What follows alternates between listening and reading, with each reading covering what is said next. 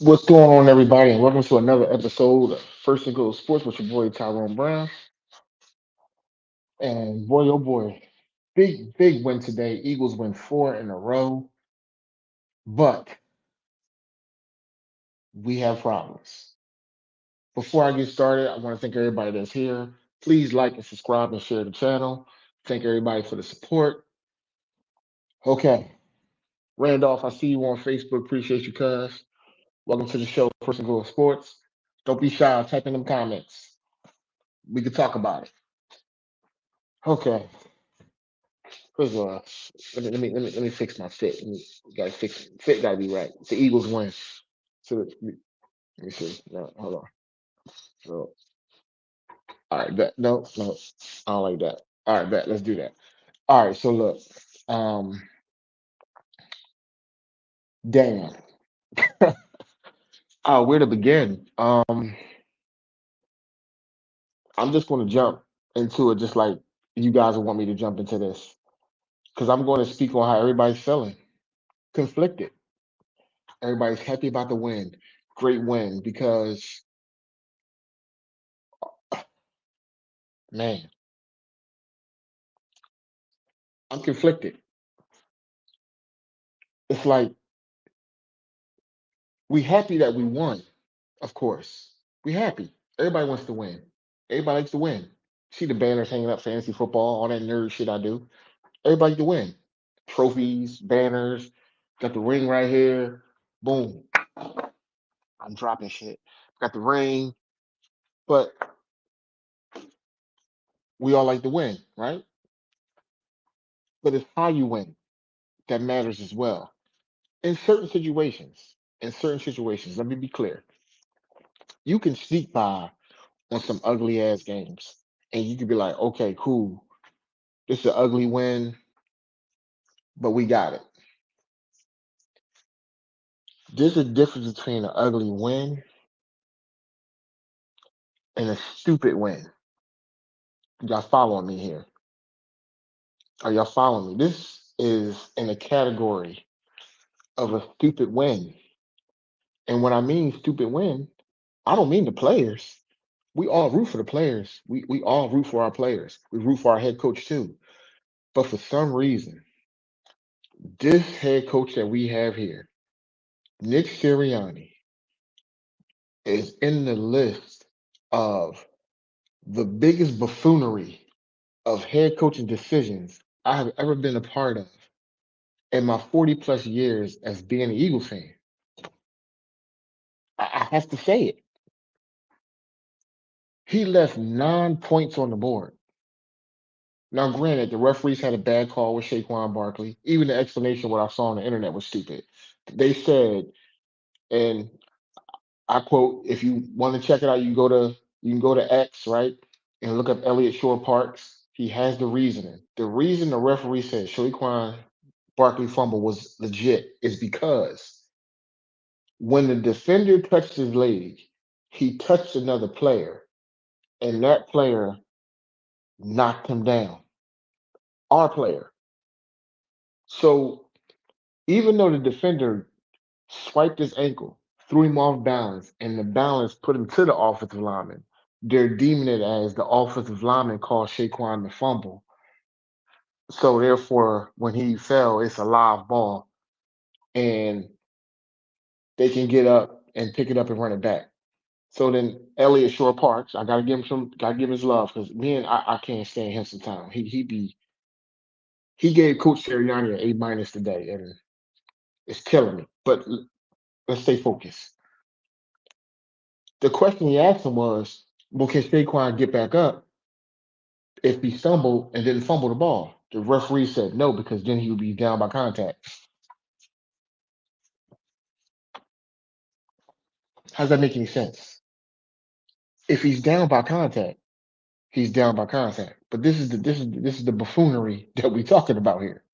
That's my new word, buffoonery today. Nick Sirianni has made me look up buffoonery. He is on some buffoonery type shit. I don't even think that fit in the same sentence. I don't even care. That's where I'm at with him. Just watching him coach is extremely frustrating. No, let's keep it real. Just watching him coach is extremely frustrating because as a fan that's been watching this team for a very long time, much like you guys here, that you guys and ladies that are here watching me talk about this, y'all know football, you know. So I'm not telling y'all really nothing that y'all already don't know. I'm not telling y'all nothing that y'all already don't know. The man has a great team around him. The defense is starting to step up. Vic Fangio's defense is starting to play ball. They're playing some football. They were put in a bad situation. Shout out to N'Kobe Dean. I owe him an apology right now. He's playing some of his best football after the bye. Um, as he's starting to get more comfortable with the offense, he's doing his thing. Got to give a shout out to N'Kobe Dean. Zach Braun is a monster. He out here doing his thing. These guys is these guys are just doing their thing. I never thought Zach Braun, a guy that was being converted from a defensive end, coming from the Saints on a 1 year contract, would play this type of football. If I'm Howie Roseman, I'm trying to sign this guy right now. It's the middle of the season. He does not seem like he's slowing down. Give him some comfortability. Let him know he's gonna be here for some years. You ain't gotta give him stupid money, but you gotta give him something. Just get him locked up now because the price go up every game. Especially Zach Braun, the price go up. N'Kobe's on a rookie contract, so you can kind of okay, N'Kobe, you still got some more to prove. Zach Braun is balling. He's on a 1 year deal. Even if you sign him to like a 2 year or something, get him in here. Get him in here. Let's just solidify it. Let's just get that done because them two guys are playing out of their mind. Linebacker play, which we all been saying for a long time, solidifies your defense. That's what the Eagles have been missing for a very long time since the Super Bowl run when they had Bradham in the middle. They've been missing and EJ Edwards. They've been missing them linebackers. You got to have young linebackers who can run, cover, and tackle. And shout out to N'Kobe Dean because I don't know if y'all saw his post game interview, but he said that route he caught the interception on, he got beat on it in college, and he got beat on it in the practice. So he went and asked Gainwell, Jalen Hurts, Kellen Moore, Saquon Barkley how to defend that play better. And he knew that Jacksonville's scouting report on him would be a running back on him 1-on-1, and that would be the play.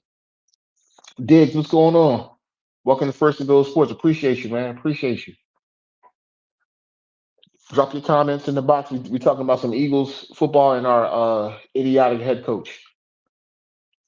Brittany, I see you on Facebook watching. Appreciate you.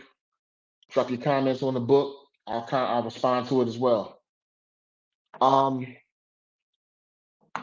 it's frustrating watching this dude coach, man. It is because it seems like he is trying to change the game of football. The game is meant to be played a certain way. You can be aggressive at certain times, but when you leave 9 points on the damn board, that is insane. 9 points on the board?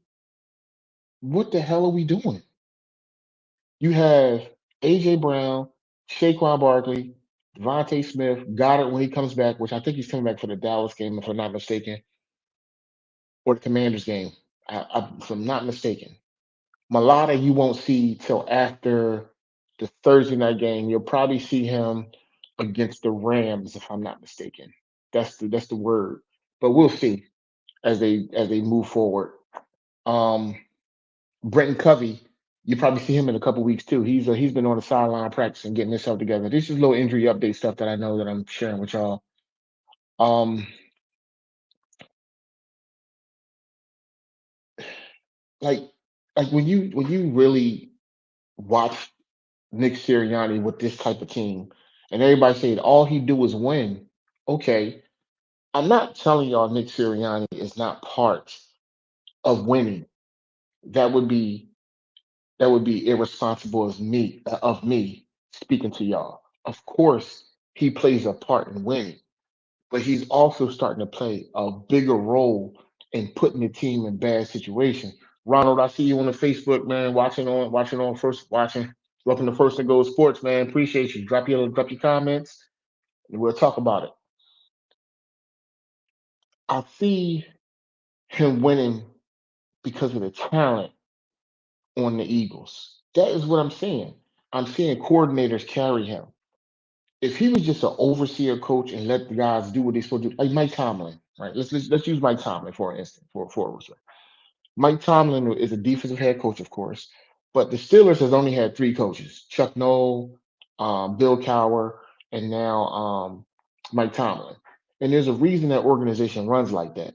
Is because they don't like a revolving door first and foremost, and they just kind of let the head coach, if he's good, do his thing. They've been lucky for three head coaches, which is crazy to me in the NFL when you think how many the Eagles has had. It's appreciate you too, Ronald, man. Thanks for the support, man. I appreciate you.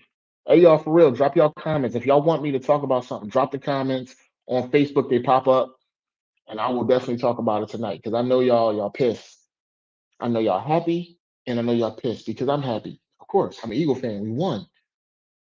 We tied. We going toe to toe with Washington. That showdown Thursday night is coming up. We got Dallas next week in Dallas. We're gonna talk about them too because Dak Prescott. He said something today that was caught on national media. I'm sure y'all saw it. But Nick Sirianni has to give up the play calling. I mean, he has to give up the decision making. He has to. Howie Roseman and Jeffrey Lurie have to be able to sit him down and say, "Look, man, you are hurting the team. 4th and 3. There was no reason not to kick the field goal there. And then the 4th and 1, a rollout for what? If you're going to go for it on 4th and 1, at least if you're not going to do the push because they're stopping it, at least hand the ball off to Saquon. Damn. If Saquon gets stopped for no yards, it's like, okay, but at least he tried to hand it off. A rollout, like, dude, it's looking bad. And then you don't take the point, so now you feel pressure because Jacksonville's making a run. Jacksonville's making a run. Milan, welcome to the show, man. Appreciate you, man. First and Goal Sports, man. Drop your comments. I see you drop something.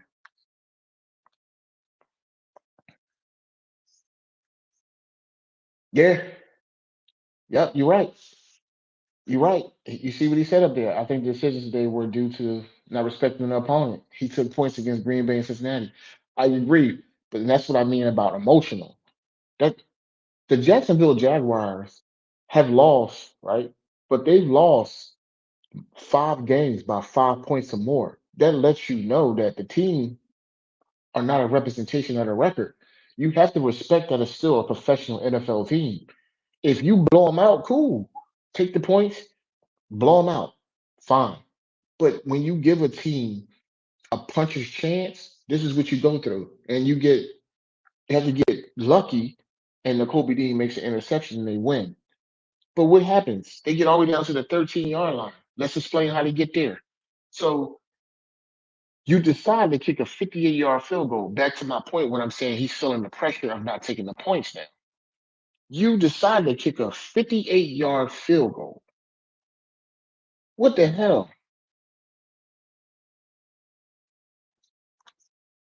I agree. Nick does bring out he does bring out the best in the team sometimes, but his decision making is killing us now. And he's a good motivational guy.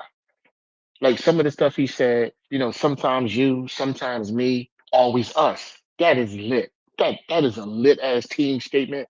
God damn. He said praise is like perfume. You can smell it, but don't drink it. Come on, that means don't believe the hype. Don't be taking in the hype. So he says things to get the team motivated and the team ready to play. But when it comes to Sunday, he gets too emotional about these decisions. He looks at his squad like, we the Eagles. I got this big offensive line. I got Saquon Barkley. We got the unstoppable tush push. Oh, look. First of all, I hate calling it that. It's the Beverly Shell. I'm not calling that shit no more. I'm not calling it the damn tush, whatever. It's a ridiculous name. But the damn media done named it that bull crap. We was calling it the brotherly shove before they put that tush bullshit on there. But at the end of the day, when you watching them, when you watching them coach, it's all emotional decisions. It's all, we can do this and we can do that. No, it's not like that, Nick. You got to take the points in the NFL. Rule number one in the NFL. Everybody that's watching right now know this. You never take points off the board, ever, ever. And you notice the push is not, the shove is not getting what it's supposed to. Jalen is too high. So something is off. They got to fix that. To me, it hasn't been the same since Malata got hurt. Now, they were a little shaky in the beginning, but then they got the timing down. But the people don't understand, Malata Rugby's background plays a big part in that scrum. They always go to his side when they do that push. If y'all watch it correctly, Jalen always takes that step to the side where Malata is, and then he drives to the side. That's because Malata knows how to get low in that rugby scrum. Rugby background plays a big part in this damn shove, and you're missing that. Shout out to Fred Johnson for stepping in doing his thing, but he's not Jordan Malata. You're missing him right now with that push. So you got to figure it out. You got to figure it out, or stop doing it, or add some wrinkles to it, because now teams is boxing it up, and until we get back, right? This is the perfect statement Ronald just said right here. Always remember, any given Sunday, no team left out. That is true. You got to respect your opponent, regardless of record. You got to. I know what they were doing. They're looking ahead. Dallas is coming. And okay, let's get down there. We got a hell of a week next week, y'all. A hell of a week. Two games in the same week against NFC East opponents. God damn. And you can't overlook Dallas because you got to go down there. And if y'all think the referees is bullshit today, you already know what's happening in Jerry's world. You already know. And not to mention, the Cowboys is desperate. Their season is definitely on the line. Dak Prescott may not even play.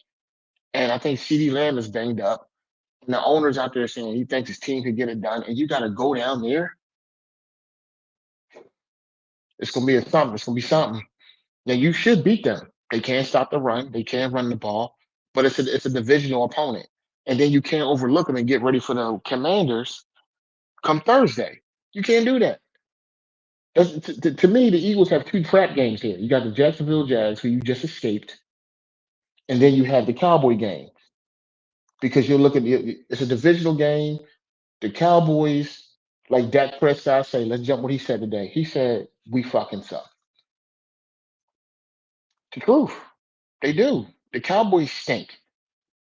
They stink. But y'all already know division rivalries don't matter when it's time to play football.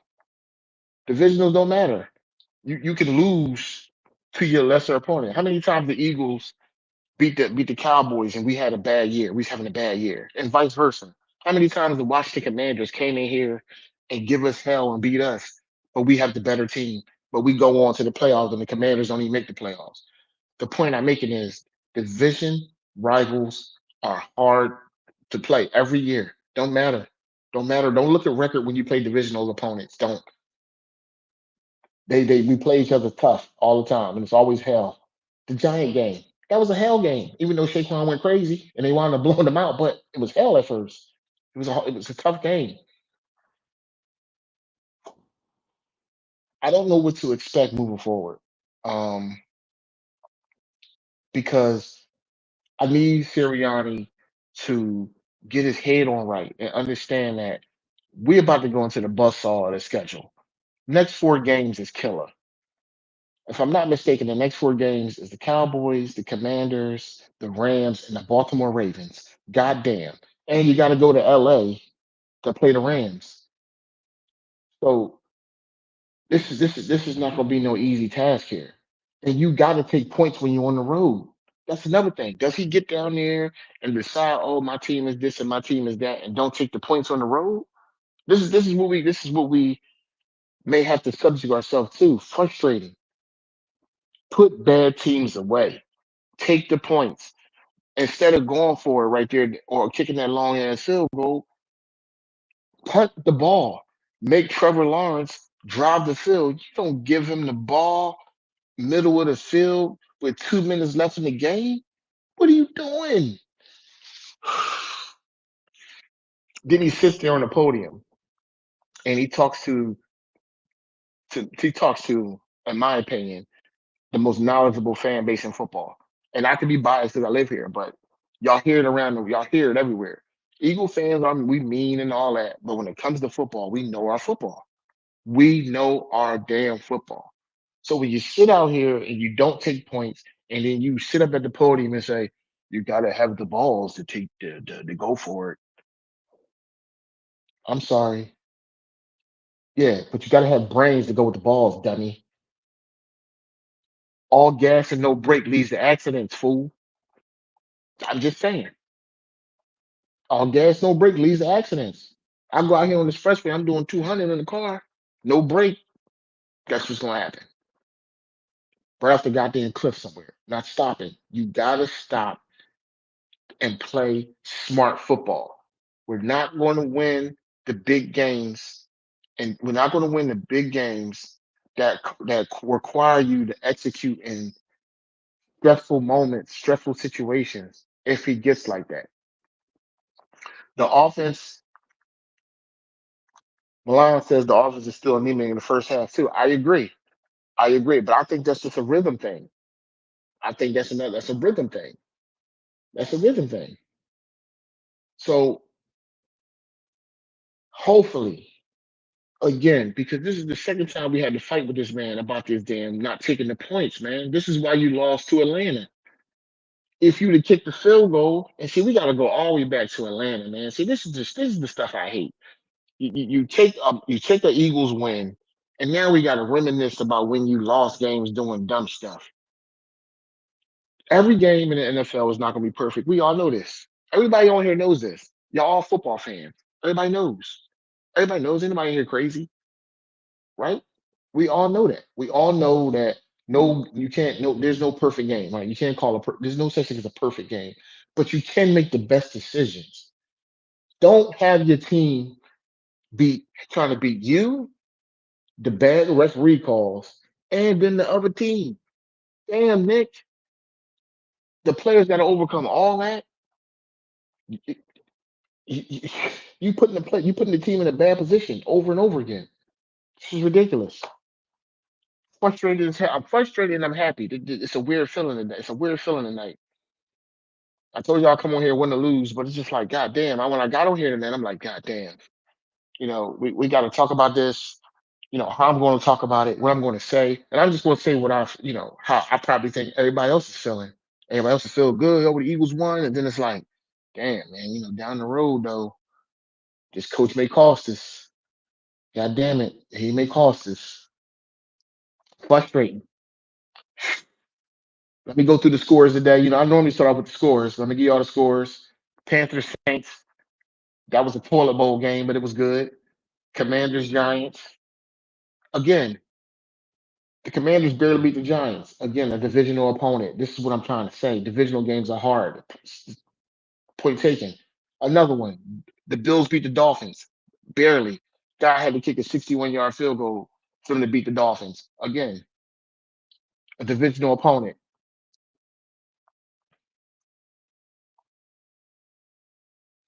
Ronald put this on the screen right here, y'all. I agree. I agree. He does act like a 9-year-old kid that keeps doing the same thing with no accountability. He keeps saying, as long as we get the win. And he keeps saying, oh, well, I'm critical of myself and all this. But man, it's frustrating. Let me finish the scores for y'all. The Chargers beat the Browns. I told y'all yesterday, I picked the Browns, but I said Jameis Winston, no matter how much hype he get, no matter how many post-game gems he give you, yesterday he threw his no today he threw his 100th interception today. That tell you all you need to know about Jameis Winston. I'm not saying he's a bad dude, but at the end of the day, Jameis Winston is not the answer. He's not the answer. The Titans beat the Patriots. That was a crazy game. Falcons beat the Cowboys. Dak Prescott gets hurt. He has a hand issue and a hamstring issue. No update if he's going to play. We'll see. If he's not, he's going to be a sitting duck. Also, got to talk about something about the Eagles too that I found out today. My cousin brought it up to me. Joe Sanders, he's not on here. He probably knocked out, but I'm gonna bring that up real quick. Bengals beat up on the Raiders. I'm not surprised. Raiders are trying to get to the draft, get a quarterback, and start over. Ravens beat up on the Broncos. Not surprised about that either. While the Broncos do have a top 5 defense, they have a young upcoming quarterback. They still got a lot of things they got to do over there to get better. And the Ravens needed a bounce back game, so I'm not surprised. Cardinals beat up on the Bears, which I was really surprised about. I was really surprised about that. But the Cardinals beat up on the Bears 29-9. Let me give you all the scores. I'm sorry. Bengals 41, Raiders 24, Ravens 41, Broncos 10, Cardinals 29, Bears 9, Eagles 28. We already know that 23. The Rams beat the Seahawks 20. I told you the Seahawks one week looked like they could win. Then it looked like that. That seems weird. The Lions beat the Packers and Green Bay. The Lions is no joke. I'm gonna tell you right now. If Nick Sirianni don't get his act together, they gonna get smoked by a Lions team. A Lions team you can't give all these damn opportunities to. They already done. They already nasty. Then you got the Vikings right now. They're up 14-10 with 2 minutes left in the game against the Colts. And then tomorrow we got the Chiefs and the Buccaneers. So we had a couple situations this week. Joel Embiid got into it with Marcus Hayes. I sent a post out about that. Basically the man disrespected his family. Sorry, score update. My bad. My apologies. The Vikings are up now 20-10 with 2 minutes left in the game. My apologies. Um, Joel Embiid got into it with Marcus Hayes because first Marcus Hayes came at him and said that he don't want to play, which was disrespectful. We all know Joel Embiid is a competitor. He's had his issues. This man played with a mask on his face, one leg, broken fingers. He's always been out there trying to get it done. So for Marcus Hayes to say some irresponsible shit like that is crazy. And Marcus Hayes is a respected journalist in this city. He works for the Philadelphia Inquirer, but he's been known to say some controversial things and some disrespectful things. And then he doubled down on top of saying Joel Embiid don't want to play. And then the next night, after the Sixers lose to Memphis, he then proceeds to tell Joel Embiid that he is letting his son down and his dead brother. Listen, man, at some point, you get your ass beat saying stuff like that. And Joel Embiid pushed him, and he said, if you bring up my family again, you're going to see what I'm going to do to you. You have to suffer the consequences. I can't be mad at that. I can't be mad at that. I mean, I can't be mad at it. As a father, and I have a brother too. He's here. He's healthy. But at the end of the day, this man named his son after his brother. Like, you can't go to this man and say he letting them down. Like, what kind of disrespectful stuff is that? That's not even journalism. That's that's that's trying to get a guy to put his hands on you so he can get suspended or worse or kicked out of the league and stuff. That was crazy. That was crazy, man. I can't believe he said that. Ronald comes on and says he agree. I just think there's some things that these journalists got to watch. Like Joel Embiid said, you can criticize me being hurt. You can criticize me not getting up the second round of the playoffs. You can do all that. But when you bring this man's family up, say he letting his dead brother down, his son, I don't see Joel Embiid no fault in that. He actually lucky he didn't get knocked the hell out for real, because that right there was highly disrespectful to attack that man's family and his brother. And here, Marcus Hayes is an asshole, point blank, period. And he deserved what he got. He lucky he didn't get more. This is my personal opinion. Family's off limits, like Ronald said. Family's off limits. Just come on. To say you disappointing somebody, that's crazy. Then we move on to Jason Kelsey. I'm sure y'all seen it by now, but Jason Kelsey took a college student phone and slammed it. The college guy was behind him, shouting out racial slurs about his brother, saying his brother is this, that, and the third for dating Taylor Swift. And he kept saying it, and he kept saying it. And Kelsey's trying, as you see the video, Kelsey's trying to walk faster to get away from it. And the guy's just like, your brother's this, your brother's that. Kelsey takes his phone and breaks his phone. I'm not mad at that either. I feel like, again, you can't keep coming up to these dudes while they are athletes and they do make a lot of money. They still are human. They still have families. They still have wives. They got siblings and things like that. You start attacking people's family, it just gets a little crazy. Now Kelsey reaction was just to break the phone. Told the bull get the hell away from him. I want to say Kelsey, please get some better security with you to remove people from around you like that, because if you would have struck the bull, he is a college student. That wouldn't have went well. Breaking the phone, I get why you did that, but get some better security around you, man. To get some barriers around you so people weren't that close to you. Kelsey has always been a player of the people. He's always been in the mix with us. We've seen that. all the time. He's in the mix. He's right there in the meat of everything with us on the stage dancing. He is a true Philadelphia Eagle, a true Philadelphia person. He belongs here in Philly. But at the same time, he guys has to stand his status and what he's doing, and he has to surround himself with some security, just to remove when you get some ignorance like that. It's not often he goes through that because everywhere he go, everybody loves Kelsey. We all know that. Kelsey can walk down this block right now. I be out, Kelsey, what's up, man? You know, he's just a regular dude. I've met him a couple times. He's a regular guy. No issues. But you start attacking people's families, this is when we get problems.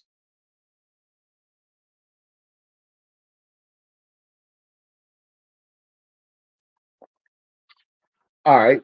So with that being said, I wasn't gonna hold y'all too long. I just want to get on here, let you guys vent, me vent, and just say I don't know what to expect moving forward, man. You know, like I said, next week is a hell of a week. The Commanders have a tough game too. The Commanders got the Steelers next week. That's not no easy win. The Steelers is coming off a bye. So they got the Steelers next week, and we got the Cowboys. So the Commanders might they're at home, but they could lose that Steelers game and then be looking to get with us. But we got to take care of business. The problem with us taking care of business is, can we trust Nick Sirianni? That's the biggest thing. I hope Jeffrey Lurie, he's been here a long time. Howie Roseman's been here a long time. These guys know football. Hopefully they protect this man from himself and say, listen, let Kellen Moore make all the decisions and call the plays. You just oversee. That's it. Because right now it's getting a little crazy. I understand the Jacksonville Jaguars had a poor record and things like that, but they still were a team that should be respected because, like I said, they've lost 5 games by 5 points or more. That lets you know they're in the game, that they're not no bum ass team. They're just young, and they had a lot of injuries. They were missing Gabe Davis. They just traded their left tackle to somebody. So basically, they rebuilding. They lost the ball. I think it's what are Kirkpatrick. I think it's Kirkpatrick. The other starting wide receiver. So they out there with a bunch of young guys playing football, and young guys make mistakes in the NFL. So they're really out there trying to get their team together. But they've been in games. They have been in games. It is what it is. So we'll see what happens moving forward. Tomorrow, the media is going to be crazy tomorrow against Nick Sirianni. The Joel Embiid stuff is going to be out there. The Jason Kelsey stuff is going to be out there. Because remember, the weekend slept. The big dog slept. The big flagship slept. ESPN. They weren't. Stephen A. and them weren't on. The facility, which I really like, with Shady McCoy. Kind of give him a shout out with Shady McCoy and them. Acho, James Jones, Chase Young. I love the facility. I'm actually watching the facility over ESPN now. I'm telling you, because Acho and them boys, they get up there, they break stuff down. I really like watching them, man. I like the facility. I really do like the facility that show Shady McCoy is on. Before I go, shout out to Shady McCoy, man. Much deserved in the Eagles Hall of Fame. Eagles all time leading rusher. I think he has like 6,700 something yards off the top of my head. Um, was here 6 years, was traded because we had a head coach again. See, that's what I mean. You get these head coaches who lose their damn mind. You get these coaches here and they lose their damn mind. You trade LaShawn McCoy and you cut Deshaun Jackson when you had Michael Vick in his prime. So that means you at that time, if the team would have stayed together, you would have had Jeremy Maclin, LaShawn McCoy, D-Jack, and I think Selleck was at the tight end. They had a good offensive line. They were tough. But then you sold me on DeMarco Murray and Riley Cooper as replacements. You got rid of great players. LaShawn McCoy probably should have 10,000 yards as an Eagle.